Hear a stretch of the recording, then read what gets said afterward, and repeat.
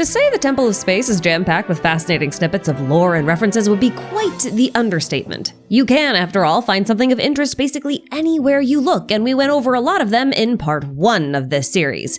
And yet, despite all that, the temple's master is conspicuously absent. And it's not just her physical appearance that's absent either. Apart from the temple's residents confirming that Asmodee disappeared hundreds of years ago without explanation, there's a distinct lack of any explicit information about her to be found anywhere in the temple. But there is a lot of implicit information about her here. Stuff that's a little bit harder to put together because it's scattered and fragmented in ways that make the connections between them difficult to see. But lucky for you, consolidating this massive disjointed intel is what I've been up to lately. And in this video, I'm gonna put all my collected puzzle pieces together so that we can learn more about this mysterious shade of space, Asmodee. Now, this video is technically part 2 in my Temple of Space series, and while we spent part 1 covering each temple area in turn, I can't really do the same thing with part 2 because the remaining areas like the Memory Core, Apathic Interval, and the Cage of Suchness are far too interconnected to talk about them independently. So instead of doing that, we're gonna start by talking about the Temple of Space's residents and mechanics, which will tell us more about what the power of space really is.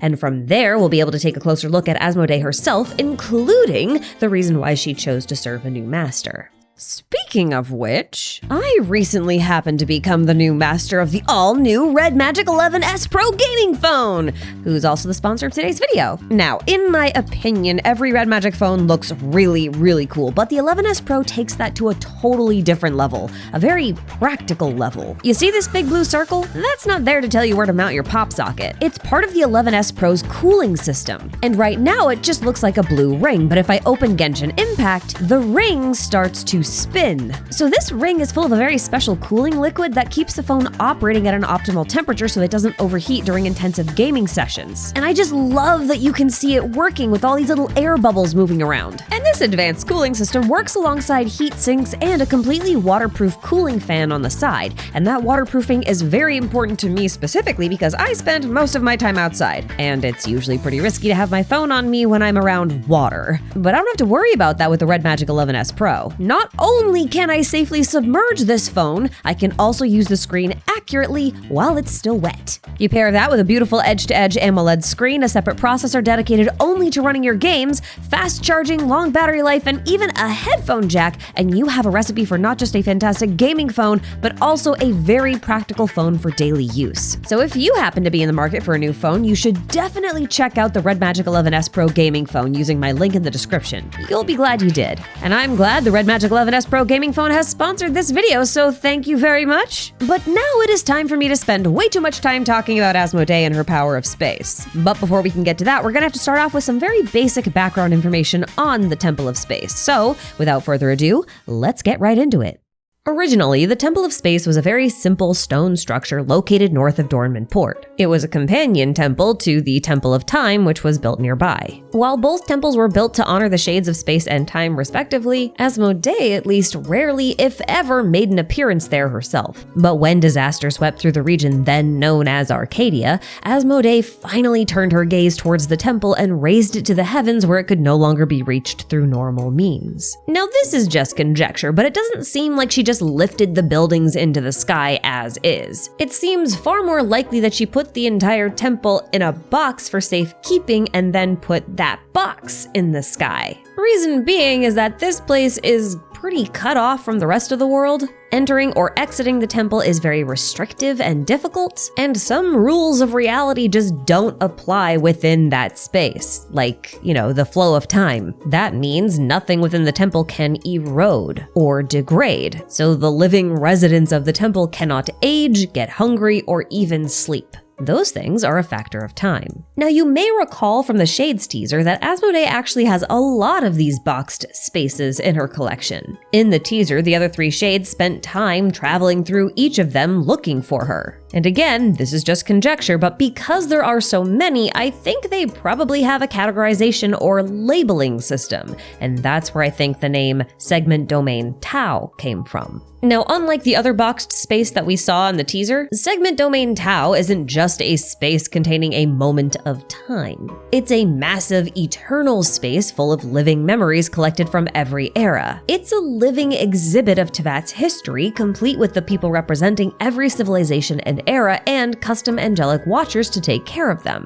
That makes this space very unique. Now, the only reason I went over this very obvious stuff about the temple that you probably already knew is so that I could have an excuse to ask you one very important question. Why did Asmodee decide to turn this neglected temple into a civilization conservation project in the first place? Because you gotta admit, it's kind of weird that this place even exists. It's almost like Asmodee wants a backup of all the information and people in Teyvat just in case some massive disaster in the future happens. Speaking of which, the disaster that caused Asmodee to save the Temple of Space is never explicitly named anywhere in the quest or anywhere I could find, but based on contextual clues, it was likely the War of Funerary Flame. The first and most important piece of information that supports this idea has to do with the order in which people were uplifted into the temple, because they appear to be uplifted chronologically. Case in point, Astoria was among the first people to be uplifted into the temple, and he hailed from the era of angels and witnessed Nibelung's return during the War of Funerary Flame. So unless you want to argue that she can just uplift anyone from any moment in time, it makes sense that the temple would have been uplifted at or around the time the first people were also uplifted, which in this case is the War of Funerary Flame. And the Funerary War certainly does fit the definition of a disaster because it destroyed many civilizations and even the moons.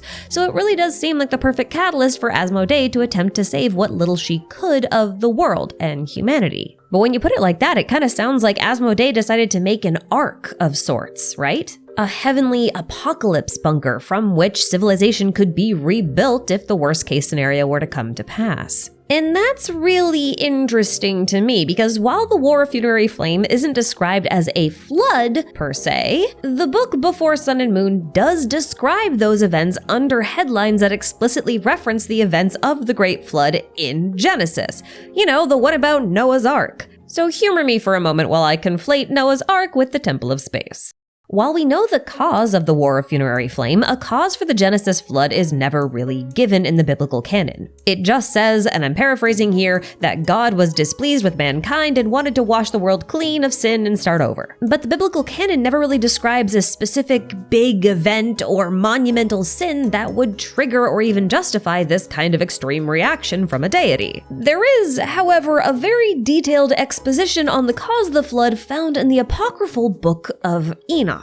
The first book of Enoch, which is the only one we're going to be talking about today, starts out by talking about a group of angels called the Watchers who decided to descend to Earth and take human wives so that they could have children. These half-human, half-angel children were called the Nephilim, and God kind of hated them. He also hated the fact that the Watchers taught mankind all manner of things like herbalism and metalwork, fashion, astrology. All of this stuff was basically considered forbidden knowledge, if you will. So God really hated the Nephilim, and he also did not like the fact that this information from the Watchers was spreading throughout mankind. These things were not part of God's plans. So God decided to just wipe the world clean and start over. And that's how we got the Genesis flood and also the story of Noah's Ark. Noah was considered a very virtuous man, so God trusted him with repopulating the world after he wiped it clean.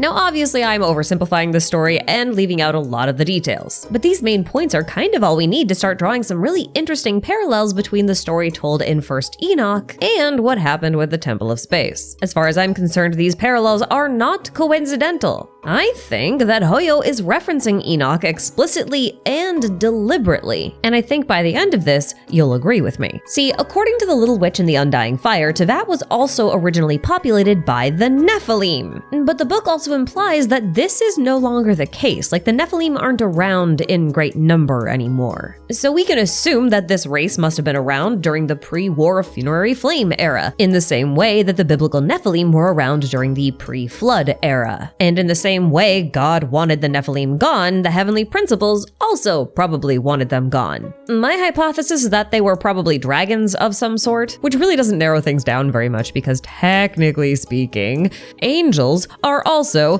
dragons. Thank you, Nicole, for the established lore. Although with that in mind, I do wonder if the angels actually qualify as the Nephilim in this case because they are obviously of dragon origin, but they have humanoid shapes, which kind of makes them like half human, half dragon-ish, which would match match the whole half-angel, half-human Nephilim from the Bible, but I honestly don't know. Anyway, the point is what destroyed the Nephilim in both cases was a great disaster, a flood in the Bible, and a war in Tevat, which may have actually been flood-related if you think of the abyss as flooding Tevat, but that's neither here nor there. This disaster was also likely what caused Asmodee to turn the Temple of Space into a sort of ark, like Noah's Ark. And this becomes quite intriguing once you learn more about Enoch himself. Because Enoch isn't just the name of the book, it's the name of a guy in the book. In fact, it's the name of the guy who presumably wrote the book as a first-hand account of what he witnessed. And Enoch was a scribe by trade who hailed from the pre-flood era and was also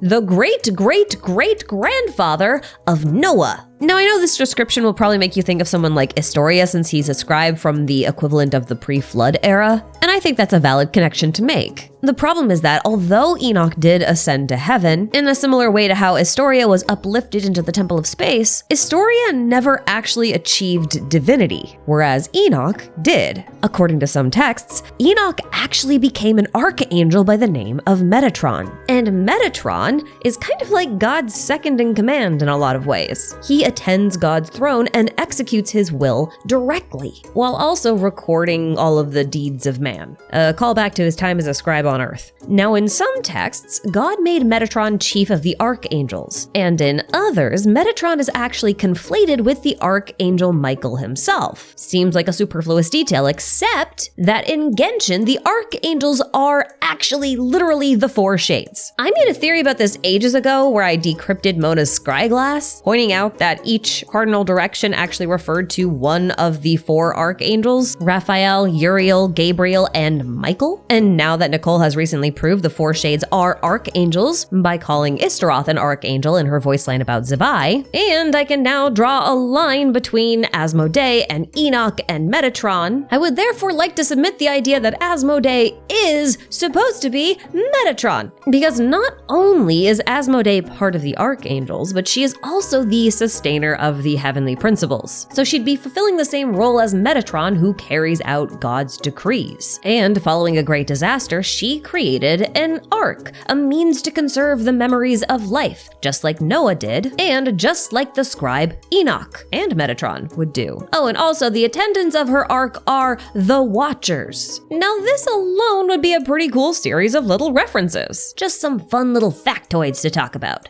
But I can't be the only one who was wondering why Hoyoverse would even want to associate Asmodee with Metatron in the first place. So after thinking about it a little bit, I think the reason for this association is twofold. Firstly, Metatron is called Lesser Yahweh, and in some views, albeit heretical, Metatron was considered the other half of the dual powers ruling heaven theory. This theory is found in a passage of the Talmud where someone encounters Metatron and wonders if he and God actually shared power together, since Metatron was allowed to sit on God's throne. But rather than say God and Metatron split power equally or co-rule the world or something, the title of Lesser Yahweh is likely more a reference to how Metatron was the executor of God's will. This is why in some branches of the Kabbalah, especially in Theosophy, the very first Sephirot was said to be occupied by Metatron. This Sephirot, Keter, or the crown, is supposed to be the place at which all of God's light originates from. Consider it the equivalent of the throne of God.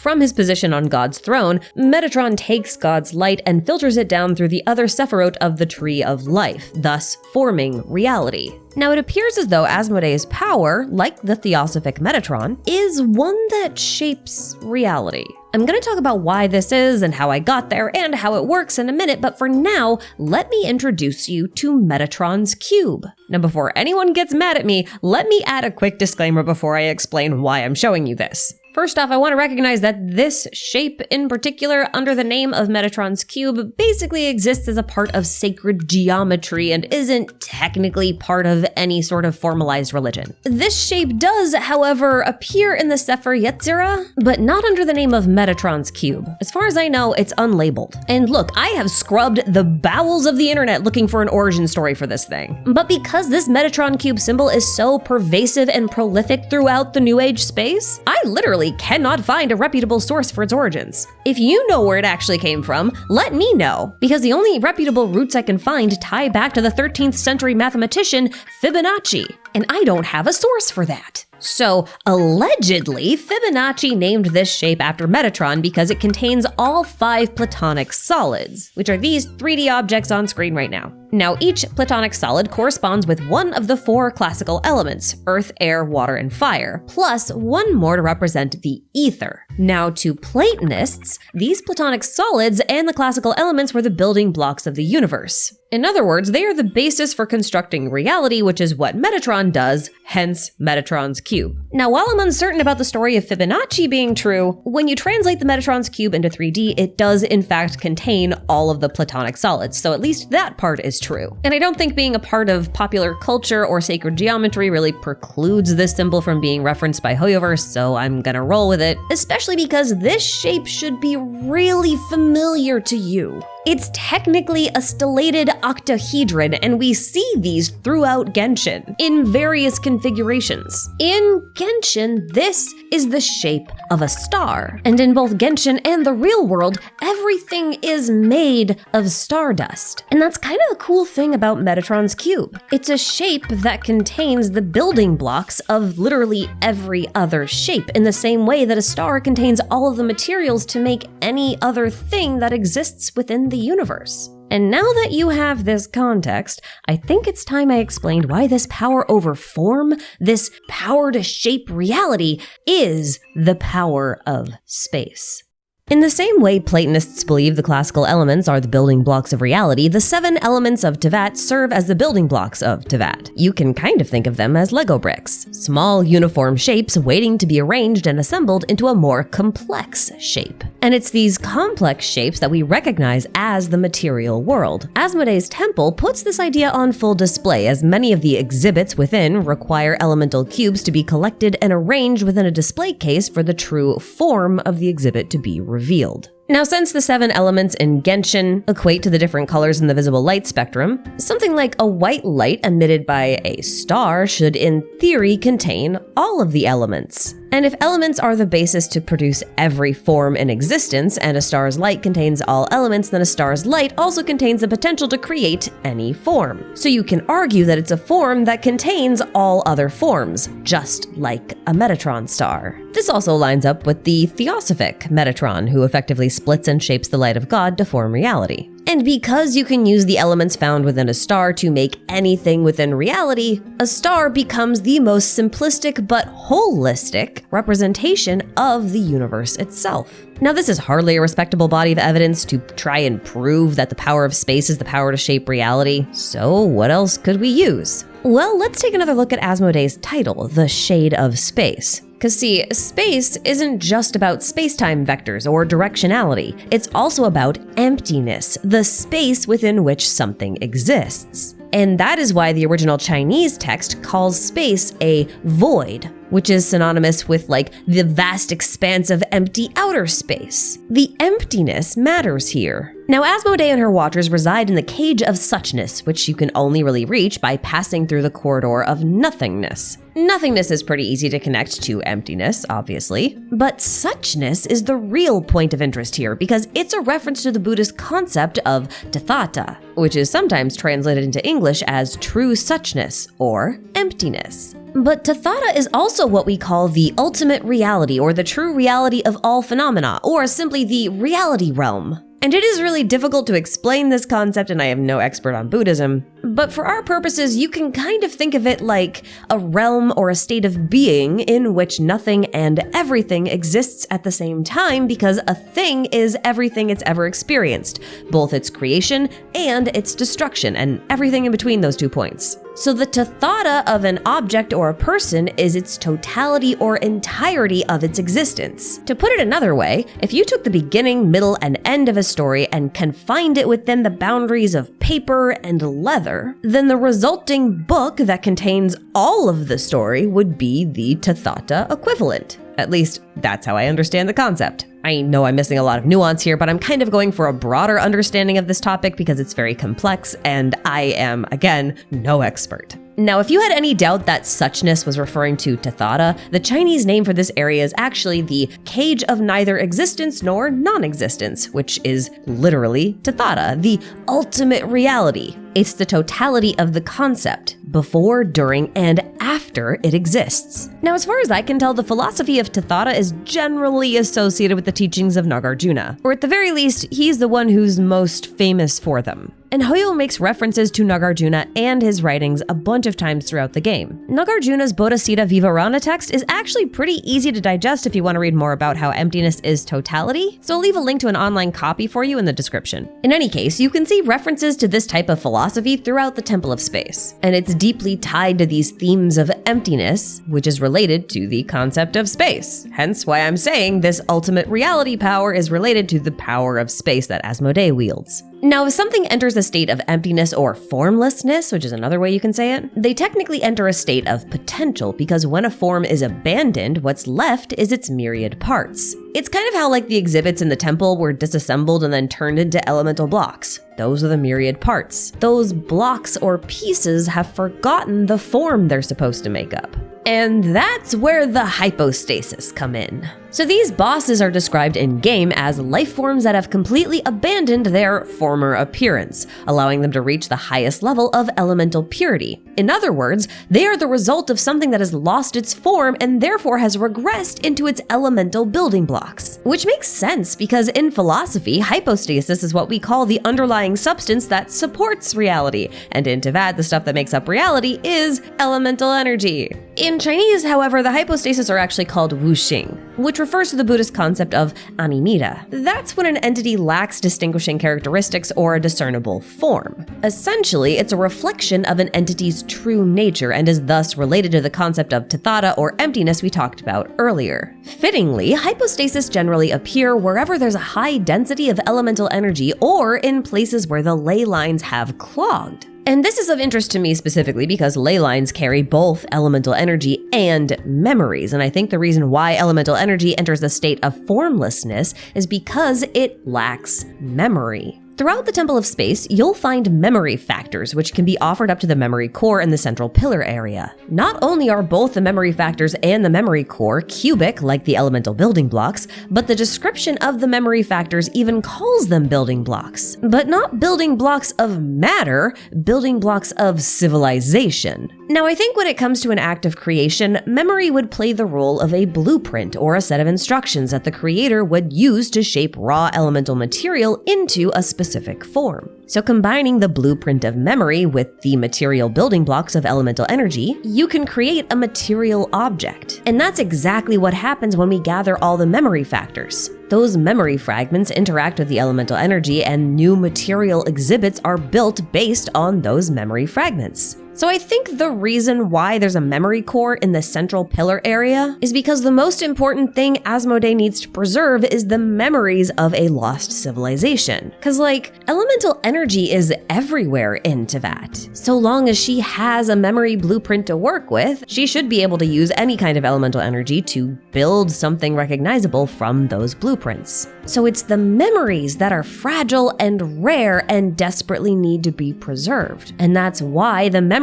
core at the center of the temple is also called the heart of the world. It's the most crucial element. And this is how I arrived at the conclusion that the power of space is the power to shape reality by ordering formless elemental energy with the memory of a given form. And it's funny because when you start to think of it this way, you may be inclined to call Asmodee a potter. Because if elements are like soil and memory is water and mixing the two produces a sort of malleable clay from which infinite forms can be made, then that might explain why the Temple of Space is called Segment Domain Tao. Tao in Chinese means pottery. So the way I see it, this is a reference to how God created the first man from clay. I mean, even his name, Adam, comes from Adama, or soil, in reference to this event. So this Temple of Space is serving as an arc of humanity specifically. Now, in fairness, Tau can also represent the Hebrew letter of the same name, which carries the meaning of truth, or the Greek letter of the same name, which represents life. Personally, I choose to believe this name is supposed to reference all of these things, because creating the ultimate reality, or true reality, is what I think Asmodee is supposed to do, or at least supposed to manage. And the angel I've been associating her with is Metatron, who is also called the Angel of Life, that guards the Tree of Life. Now, I know this kind of makes Asmodee's abilities sound a little too similar to the Shade of Life, but the two have some very important differences. For starters, I'm arguing that space powers govern all shapes, not just those of the living. And also, just because Asmodee could make something human-shaped doesn't mean it would be alive. Just as God had to infuse his clay atom with the spark or breath of life, so too would Asmodee need to have life breathed into her human-shaped creation. This is likely why it's so important for the Temple of Space to be populated by living individuals that are held in stasis. Recreating shapes is pretty easy, but bringing it to life probably isn't something Asmodee can do. Not even in the case of her Watchers. Because,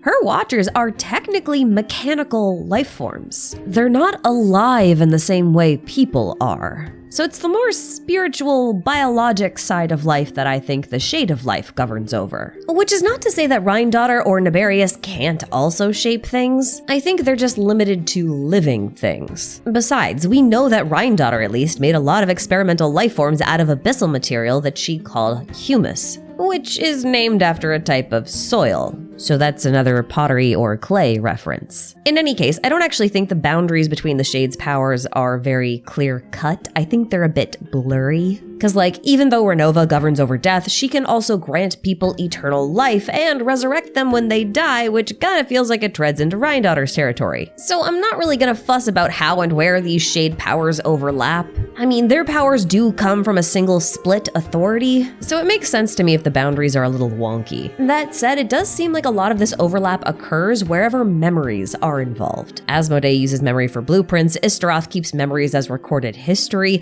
Rhine-Daughter probably works with the stuff like genetic memory, and Renova wipes memories. Part of me does wonder if this memory overlap here is meant to reference how digital Teyvat is feeling these days. Because no matter what the system process is within a computer, they all have to touch memory at some point, you know? Anyway, that basically wraps up my thoughts on the power of space and Asmodee's responsibilities, so let's shift gears a bit and talk about what we learned about Asmodee as a person. Because, and this might surprise you, I have a theory about her. One of the most pervasive and least talked about themes within the Temple of Space is the theme of melancholy. Many of the references I went over in part 1 focus on the concept of melancholy. The final volumes of Vera's Melancholy are found here. The people trapped within the temple are in a constant battle against melancholy. Melanta himself suffers from it, and even the story of Lind and Hilda focuses on the struggle against melancholy. And at one point, Historia explains that the reason why Asmodee named her two Watchers, Nihilita and Melanta, is because they represented the two feelings that she struggled with the most, nihilism and melancholy. Which means Asmodee likely suffers from depression, or at least did for a long time. Perhaps since the War of Funerary Flame, since that kinda lines up with the moment her attitude seems to have changed. And this idea is more important than you might think. Because, as Melanta says, if a god suffers from depression, their options are limited. There's no god therapist to talk to, no god doctor to get medication from, so the only options left are to either suffer in silence or attempt to carve out the part of them that causes the melancholy in the first place. Which does come with its own set of problems, like weakness or instability. And I would like to point out that the Keeper, or rather the Sustainer, mentioned in the Traveler's character story, is fading. So it's possible that this is exactly what Asmodee did. She may have carved out a piece of herself so that she could grow numb to the melancholy, and in doing so, she's made herself a little bit unstable. I know this seems like a bit of a big stretch, but just hear me out. And also, my apologies, but it's about to get a little fanficky in here for a bit. Now, initially, I think Asmodee actually had a pretty positive view of her role and master, Phanes. I think she was pretty content with her job. But then she witnessed the incredible destruction of the War of Funerary Flame. And although she did her best to save what little she couldn't save everyone or every memory. Over time, she grew disillusioned with her work and the futility of her efforts to protect and preserve human civilization, and she succumbed to melancholy. And one day, she caught sight of a shooting star, a spaceship that snuck through border security and landed in Nod Cry. Someone then exited that spaceship to survey the area. This is the Abyss Twin. And whether it was protocol or curiosity that drove her to do it, Asmodee then uplifted the Abyss Twin and locked them inside of one of Renova's Maranasati caskets, just like she would any other uplifted individual. But because the Abyss Twin was an Outlander that did not belong to this world, Asmodee moved them from the apathic interval to the Cage of Suchness, just like she did with the other Outlander, the author of Vera's Melancholy. Now, the purpose of the Maranasati caskets is to strip the individuals of certain memories or desires by forcing them into a state of meditation. For native Tevatians, this is to ensure that they cannot receive a vision and thus bind themselves to the fate of the world. If that were to happen, they would no longer qualify as a living specimen and would have to leave the exhibit. For Outlanders, this is probably more of a safety protocol, a temporary holding cell until they eject them from the border of Tevat. Now at this point, I think Asmodee may have realized something about the Abyss Twin. Whether she noticed their unique constitution, like the ability to absorb an infinite amount of abyssal material, or whether she witnessed something within their memories that caught her attention while they were being erased by the casket, I'm not really sure. But whatever happened, I do think it made Asmodee realize that this person was the same type of entity as her current master Phanes. And that meant it was possible for this Outlander to dethrone them. Now I know that sounds like a big claim, but we have to acknowledge the fact that Asmodee's new master is the Abyss Twin. We know this basically to be a fact because of what Melanta says in the Temple of Space. And the primary goal of the Abyss Twin is to overthrow the heavenly principles. So we can only assume that Asmodee's goals are in line with the Abyss Twins. Now, as for the reason why Asmodee would even want to support this endeavor, well, I can think of two potential reasons. The first reason is that she might not believe Phanes even cares about humanity with how easily they destroy the disobedient ones like they did during the War of Funerary Flame. Destroying the humans that Asmodee has been protecting for so long makes her efforts feel pointless and futile, hence her melancholy.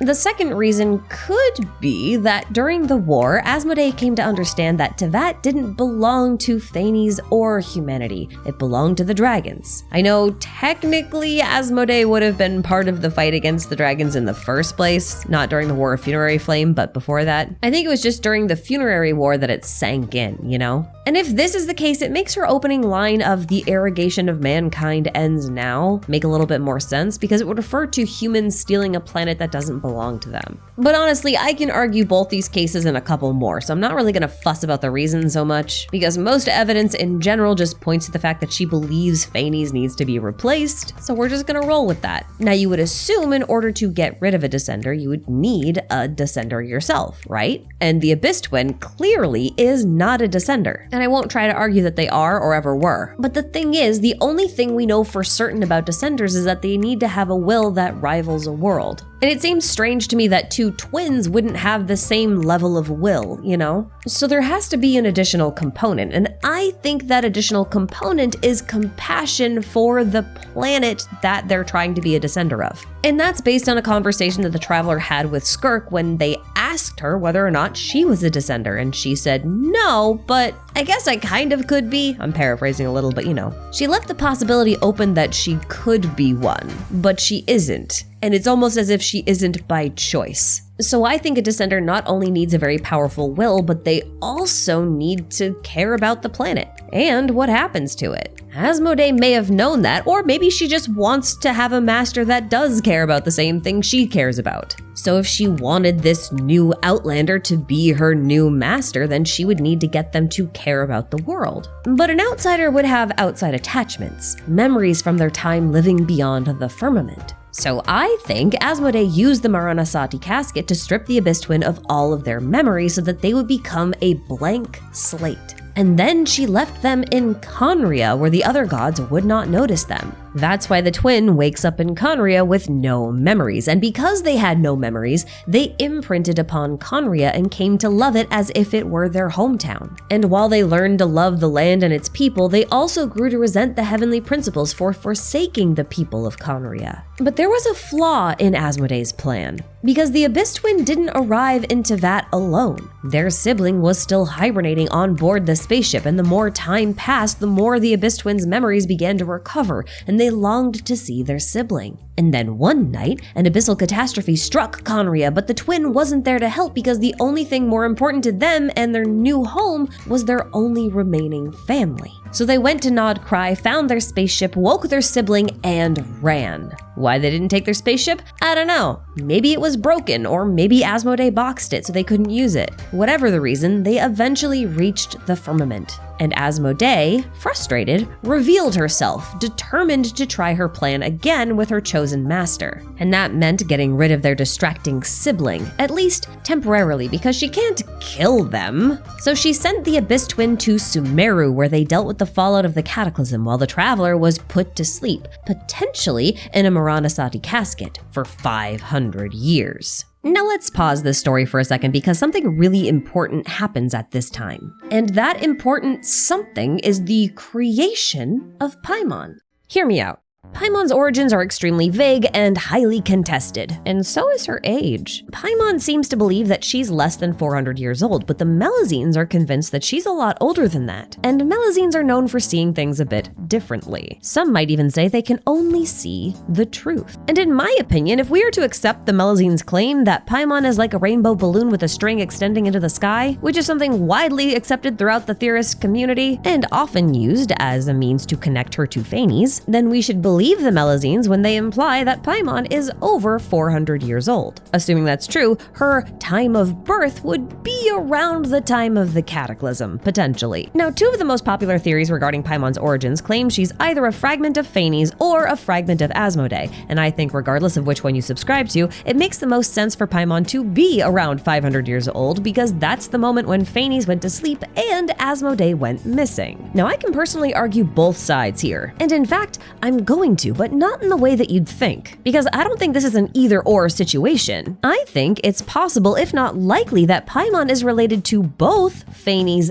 and Asmodee. Here's how I think this plays out. Generally speaking, when we think of Phanes, we're actually thinking of the Phanes that was born from the cosmic egg of Ananke and Kronos Ion. And since that Phanes was a god of creation, it makes sense if Teyvat's version of Phanes is also a god of creation. So this connection makes sense, right? Plus, it's not like there's any other god named Phanes, right? Wrong! There is another god named Phanes, a Gnostic one too. There's the Aeon Proto-Phanes. And I think Proto-Phanes deserves a bit more attention than he's been getting because in the same way Genshin's Phanes has 4 shades of themselves, Proto-Phanes is a combination of his 4 luminary aspects. Luminaries are kind of like subdivisions of an Aeon. It's like having a circle that you split into 4 quadrants. Each quadrant is a luminary, but the circle is the Aeon, and you need all 4 quadrants of the circle to make up the circle. But each quadrant can also exist independently. This is a characteristic that the other Phanes, the one born of Ananke and Kronos Ion, lacks. And this idea of a god being made up of 4 lesser gods is pretty similar to Genshin's moon goddesses, right? Like, there were originally only 3 moon goddesses, but when they combined their power, they formed a 4th moon goddess. So what we thought were 3 goddesses was actually 4 goddesses. It's the rule of 3 that's actually 4. And given the fact that the followers of the Crimson Moon, like Arlecchino, boast a plethora of similarities to Asmodee's Watchers, and the fact that the Trilunar Authority embodies the same 4 concepts governed by the Shades, I think we can safely assume that the Shades and the Moons operate in similar ways. That is to say, if 3 moons can combine their powers to form a 4th power, which awakens a new appropriate host in Columbina, then 4 Shades should be able to combine their powers to create a 5th power and awaken an appropriate host by the name of Phanes. But the big problem we have with Phanes right now is that one of the Shades, Asmodee, is missing, and has been missing for exactly the same length of time that Phanes has been apparently sleeping. And I really think it's possible that Phanes isn't waking up because Asmodee is missing. Because I would think that unless there's something restricting Phanes from waking up, burning down Irminsul, which was enforcing their oh-so-important fate system, should have woken them up. And as far as we know, it didn't. Now, I do think there's one really important difference between the shades and the moons, and that difference is individuality. As far as we know, the 3 moons are individuals and not aspects of Columbina, nor are they considered aspects of Nibelung. But the shades are described as being part of Phanes, as if Phanes split themselves into 4 pieces. And this is really interesting to me because there is only one instance that I can find in the whole game where Phanes could have appeared alongside one of their shades. In every other incident, Phanes appears alone, or the shades appear without Phanes. Like, Phanes fought the dragons alone, according to Before Sun and Moon. It was only after their victory that they created 4 shining shades of themselves. And notably, during the War of Funerary Flame, Phanes is mentioned as fighting Nibelung, but the shades aren't mentioned anywhere. And that's what got me thinking of the 4 shades being 4 parts of Phanes. Plus, the shades are also known as shadows in Chinese, and that can reference countless things, such as the shades or spirits that walk along the river Styx in Greek mythology, or the Shut or shadow self of Egyptian mythology, or the concept of the cognitive shadow found in Jungian psychology. But no matter which way you look, these shadows all have one thing in common.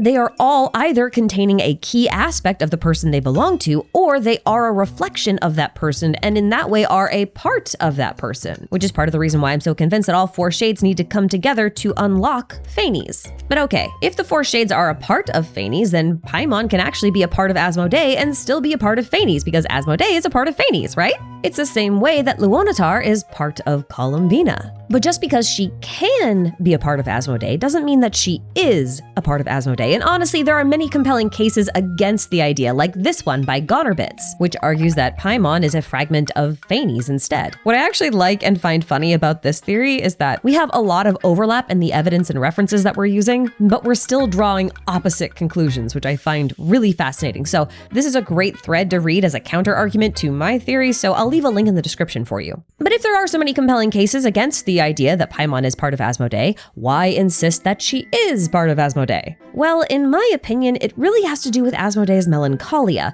and Hoyul's repeating theme of imaginary friends. I promise this will make sense in a bit, just stick with me. During the Phantasmal Pals event, we got to play with the little Hexen Circle and their imaginary friends, and we even got to help them reunite Homura with her lost imaginary friend Popcorn. Now, Homura was a young adult who was extremely excited to land her first job. This was her big break, an opportunity to make a name for herself and live out her childhood dreams. But the adult world was unforgiving and exhausting, and before she knew it, her job stripped her of her youthful enthusiasm, driving her to a state of melancholy. Eventually, the melancholy overtook her and she just gave up believing things could ever get better. And it was her imaginary friend Popcorn who reminded her of why she wanted this job in the first place, and what it was like to look at tomorrow and not feel depressed. And you know, imaginary friends in Genshin have always kind of confused me. Like, I never really understood what Hoyoverse was trying to say whenever they brought them up. Because like the very first time we encountered the concept of an imaginary friend was back in Vendi's story quest. And I can't say it made a lot of sense back then in context, but I think I get it now. Imaginary friends represent childhood. They're the embodiment of that carefree feeling of waking up every day, eager to learn something new or do something fun just for the heck of it. They represent a time when things were simpler, a time when joy came naturally, a time when being optimistic felt easy. Growing up means confronting the harsh realities of the real world, and every day we have to choose whether to let those hardships beat us down and force us into melancholy. But the best defense we have against melancholy is joy, and the purest form of joy is found in memories of our childhood. So tapping into our inner child, so to speak, is what encourages us to play and laugh, and that's really important because that joy is what feeds into our hope that things get better, and it gives us the strength to face tomorrow. But this is kind of what I feel like Paimon is for Asmodee. She's that inner child that Asmodee lost sight of when she succumbed to melancholy and decided to steel herself against the harsh realities of the world. I think that it was around the time of the Cataclysm that Asmodee finally suppressed her inner child so much that it left her completely. And somehow it wound up deep in the ocean until the Traveler fished it up. And it's not lost on me that this is the exact same situation that Skirk found herself in. While she was once young and full of optimism, she suppressed her childhood memories and feelings so that she could become numb to the real world and just focus on her goals. But forcing herself to forget her childhood memories was making her weaker. And it was only after reuniting with her inner child that she found new strength. And like I said in the Traveler's character story, it says the keeper, or rather the sustainer, is fading. Like Skirk, she's getting weaker. And I really don't think this is too much of a coincidental comparison to make. Because Skirk is an outlander trained by Sertology, who is the abyssal equivalent of the space shade. That feels really intentional to me, you know? And I've mentioned this a few times before, but Asmodee doesn't bear the same symbolism as the other shades do. She most notably lacks both a halo and a triquetra in her design, but Paimon has both, while also having some design elements that match the architecture of the Temple of Space. To me at least, Asmodee's lack of halo and triquetra is symbolic of her casting off her attachment to Phanes and her former role as a shade. It represents her suppressing her younger, naive self in an effort to prepare for the challenges that she must face and the sacrifices she may have to make. Now, you can argue that triquetras just aren't associated with the theme of space, but that's not entirely true. I mean, sure, a four-pointed star is more indicative of space-time vectors and directionality than a triquetra is, but the space cube within the Temple of Space is white with a triquetra on it. So it references Paimon more than Asmodee. And I know a lot of people are going to point out the fact that in TCG, the Omni element is also a white triquetra symbol with a holographic rainbow effect, and even that supports this idea. If each element is a color of the rainbow, then the rainbow is a form that contains all other forms. That's effectively a type of Metatron cube. Also note that Metatron was God's scribe, and Paimon takes notes for the Traveler, the one who has the potential to ascend to the throne of God as the fourth descender. And we also have to note that Paimon didn't get cubed and warped to the apathic interval during the Temple of Space quest. And I think the reason for this is because she's actually the relinquished memories of Asmodee. So she's not a person who needs to give something up. She's a thing that was given up. And they kind of allude to this in the quest dialogue in a kind of roundabout way when they say, well, maybe Paimon's head is just empty, so there's nothing she has to give up. If she's the thing that was given up, there's nothing she has to give up, now is there? And as I mentioned in part 1, there are actually 2 endings to Vera's melancholy. One of them ends with Vera alone in her hometown waiting for her happiness to return to her. And the other, happier one, ends with Ike hunting down another version of himself so that they may become a single person. And I think in a loose allegorical way, each ending mirrors a possible path that Asmodee could take. If Asmodee refuses to embrace her imaginary friend, so to speak, she will end up like the Vera in the bad ending. She'll be stuck in her temple waiting for a brighter future that may never arrive while she wastes away to nothing. But if she accepts her inner child as part of her once again, the way that Skirk and Homura and Ike did, then maybe she, like Ike, can boldly declare that she loves the world and everything in it from the heart of the world in the Temple of Space. But when we talk about fusing with another version of yourself or accepting a part of yourself that you once rejected, we should probably revisit that concept of the shadow self found in Jungian psychology because that opens up a couple of weird but cool narrative possibilities. See, Jung believed that accepting or merging with one's shadow came with risks, for a shadow once assimilated can overpower or even overwrite the ego self, the conscious self. In other words, by attempting to accept your shadow as part of yourself, you can lose yourself to the shadow. Durin is actually a pretty good example of this, because Mini Durin is essentially the inner child Big Durin never had, and when the two fused, Big Durin was overwritten, or at least they were overpowered. Now you can actually argue that Big Durin is the shadow in this case, but regardless, in my opinion, it doesn't actually matter which one is the shadow and which one is the original ego, because both have the power to play the role of either the shadow or the ego. The ego is just what we call the winner. Now you can't really talk about Durin without talking about alchemy because that is how Big Durin was made, and his source material was actually abyssal material, Nigredo. And this gets really interesting because Carl Jung was a big proponent of spiritual alchemy, and in Jungian spiritual alchemy, the magnum opus is a means to make yourself whole by accepting and integrating all aspects of yourself into a singular self. So it's the process by which one fuses safely with the shadow self. This alchemical process is actually actually what happened when Albedo forcefully fused Mini Durin with Big Durin. Albedo fused the shadow self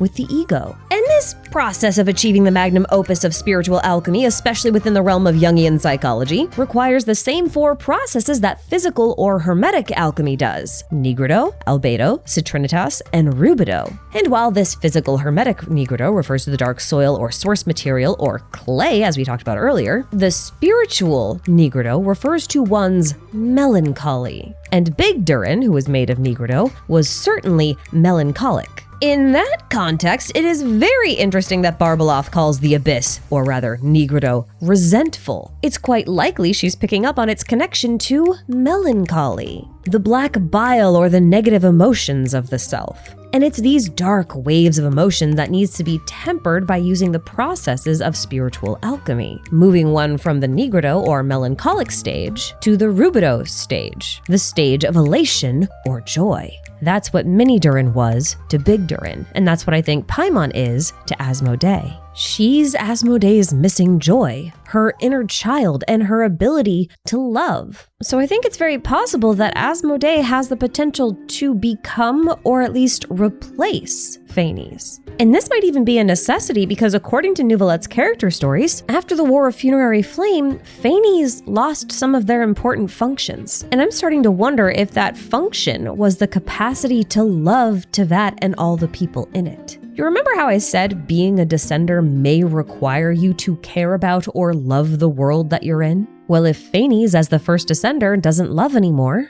then they've lost their descender power. Now, I think that if Paimon eventually does merge with Asmodee, if she is the inner child and the shadow self, then she has the potential to be like Durin and become the true self of Asmodee. So Asmodee would become Paimon. And because Asmodee is one of the shadow selves of Phanes alongside the other three, I think it's very possible that if those four shades combine, Paimon would become the front-facing ego self of the new Phanes, thus restoring their capacity to love Teyvat. In recent quests especially, Paimon has been plagued by this anxiety that she's useless. And to some extent she is. I mean, she can't really fight, she's not extremely smart, she doesn't have any real special powers to speak of. But we can say the same thing about our inner child and our ability to love and hope and be optimistic. Those feelings and memories don't give us any special powers, and yet we still value them above everything else. I think I'm going to start calling these closing segments unwanted encores because I still have more to say and nowhere to say them. Like, technically I've mentioned this in another video, but Asmodee is named after the demon Asmodeus, but Asmodeus was the demon of love, lust, and revenge. Our Asmodee only appears to have the revenge aspect, so it'd be very fitting if Paimon had the love aspect. Similarly, Asmodeus is known for having been trapped in a box wrapped in chains and buried at the bottom of the ocean. Where did we get Paimon? At the bottom of the ocean. And Asmodee also guided a prince through the 7 layers of hell, the same way Paimon is guiding the traveler through the 7 regions of Teyvat plus Naut Krai. Also, while writing this and mulling over the concept of Tethata in Hoyo games, I was reminded of the Cocoon of Finality from Honkai Impact and how it embodied the same concept of Tethata. Fittingly, the main character of Honkai Impact, Kiana, starts off as the Hersher of the Void. And the Hersher of the Void is the likely origin point of Asmodee, at least conceptually, because Asmodee has the power title and shares a lot of her design elements with the Hersher of the Void. Now, throughout her journey, Kiana battles with this sort of alternate personality that she has, this Hersher of the Void. It's almost like a shadow self, if you will. And after she'd conquered it, she was able to embrace the Cocoon of Finality and become the Hersher of Finality. And finality in this case is totality, or Tethata. Now, Paimon also shares a lot of Kiana's childish, optimistic, and hungry personality traits while also looking a lot like her as well, at least as she was a toddler. And when you combine all those aspects, you can kind of see how Hoyo could be attempting a remixed version of a Kiana-esque story here. And there is so much more to this, but I'm just gonna have to do like a full-blown Enochian deep dive at some point. Also, apologies if I sound weird in this video. I've been very congested and I keep losing my voice, so it's been a bit of a struggle to record for long periods. So today especially, I really want to say thank you for everyone for being so patient and supportive during this time where I've had these long gaps of nothing to share. Your support really does mean the world to me. So thank you for supporting, thank you for being patient, thank you for watching, and please, please, please drink your fluids, wash your hands, and do not let the sickness find you. It sucks. And one victim is enough. Wishing you all the best, and I'll see you in the next one. Take care.